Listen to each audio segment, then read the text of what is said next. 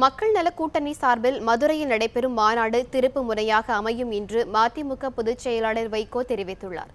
நெல்லையில் நடைபெற்ற திருமண நிகழ்ச்சி ஒன்றில் மதிமுக பொதுச் செயலாளர் வைகோ கலந்து கொண்டார்.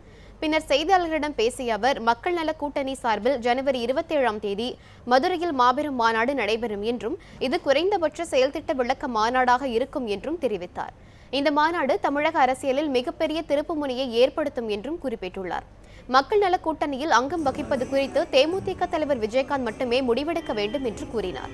திருமாவளவன், எஸ்ரா சர்க்குணம் இடையே நடைபெற்ற சந்திப்பு கிறிஸ்துமஸ் விழாவை பற்றியது என்றும் கூட்டணி குறித்தது அல்ல என்றும் வைகோ தெரிவித்தார். கூட்டணி கட்சிகளை அழைப்பதை பார்க்கும்போது திமுக பலவீனமாக உள்ளதா என்று எண்ண தோன்றுவதாகவும் பத்திரிகையாளர்களை விஜயகாந்த் அவமதிப்பது குறித்து கருத்து கூற விரும்பவில்லை என்றும் வைகோ கூறினார்.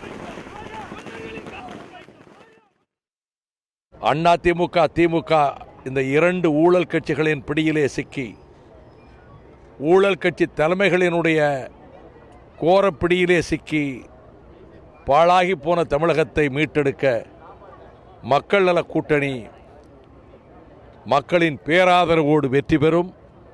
உறுதியாக மக்கள் நல கூட்டணி தான் தமிழகத்திலே ஆட்சி அமைக்கும். அது கூட்டணி ஆட்சியாகத்தான் இருக்கும்.